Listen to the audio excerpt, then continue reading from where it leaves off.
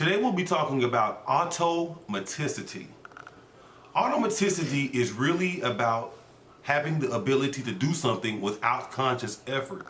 You're doing something without thinking about it.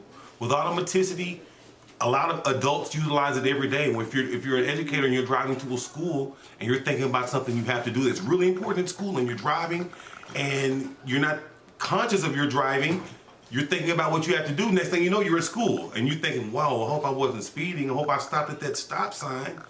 So the intent, the base word of automaticity is automatic.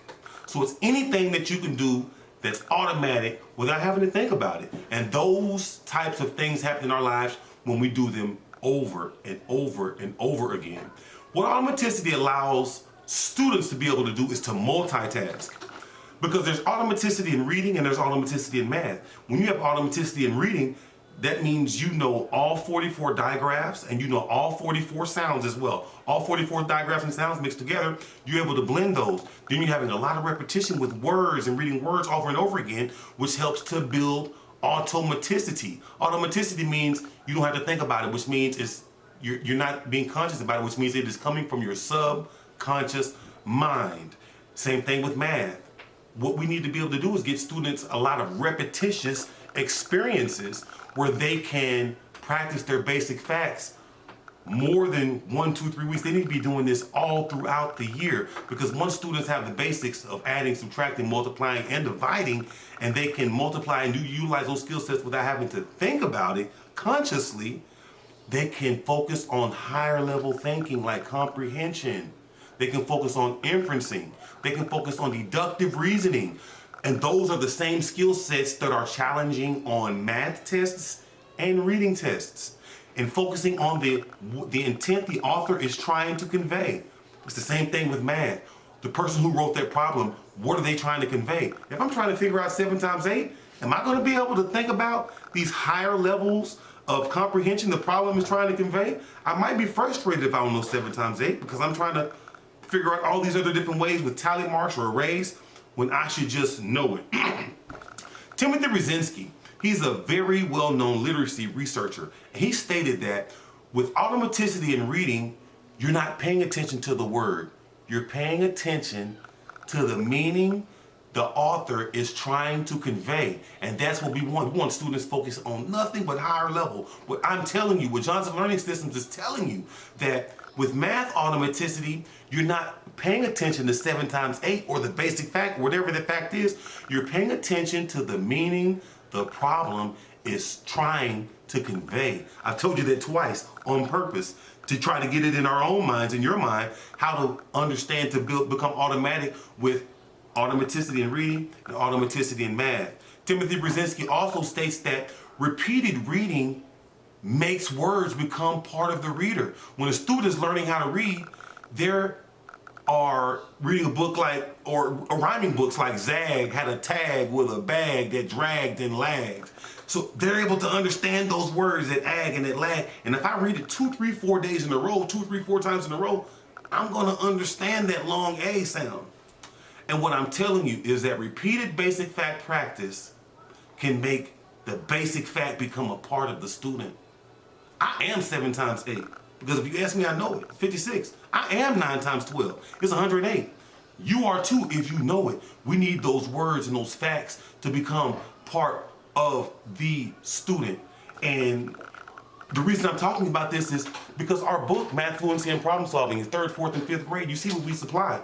Word problems, basic facts, and math computations, all in one book. And the key word is fluency. We want to get students fluent in the language of math, fully. And that fluency is going to happen through repetition. Because in the math books that I had when I was in school, we'd have the example on one side of the page, and the example might look like number 1.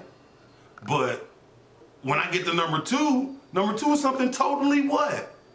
Different. And then you get to number 2 and it's like, okay, I'm scratching my head. How am I going to figure this out? With our book, our number 1 is going to look like number 2. And it's also going to look like number 5 and maybe number 7. We're going to give you the same word problem several times throughout a standard in order to build fluency with the structure of the problem and understanding exactly what's happening, because you're seeing it more than one time. And these are high-level problems, multi-step problems that we're providing high level.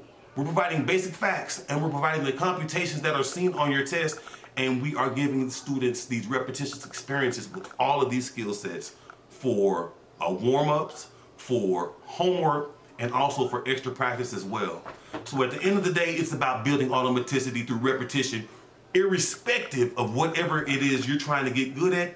It needs to be done over and over again. Michael Jordan shot 500 jump shots a day in order to get his basketball game and his jump shot to that level. Kobe Bryant wanted to be better than MJ. So what did he do? He heard that Michael Jordan shot 500 shots a day, so he said, hey, I'm shooting 1,000 shots per day. He shot 1,000 shots per day, and his basketball game reflected that. Michael Jordan's basketball game reflected that. We need it to reflect in our students with giving them more than one opportunity to practice their facts, the computations, and all of the skill sets that are being required of them. We are providing those skill sets within our books, and even if you're not within our books, within your classrooms, give students repetitious experiences. Let them see that more than one time. Do not let the pacing guide dictate your classroom. If the majority of your class is not making the connection, come back to it the next day. But a lot of pacing guides are saying, we're multiplying fractions today, on Monday, on Tuesday, we're going to be dividing fractions. On Wednesday, we're going to be moving on to an even more different skill set. If I'm adding fractions on Monday, more than likely, I should be adding fractions on Tuesday. And I should be adding fractions on Wednesday. That is a big, large skill set. And in order to get high levels of achievement in your classroom, you need all of your students to be getting enough experiences and enough repetitions with those skill sets so they can become fluent. Thank you for your time.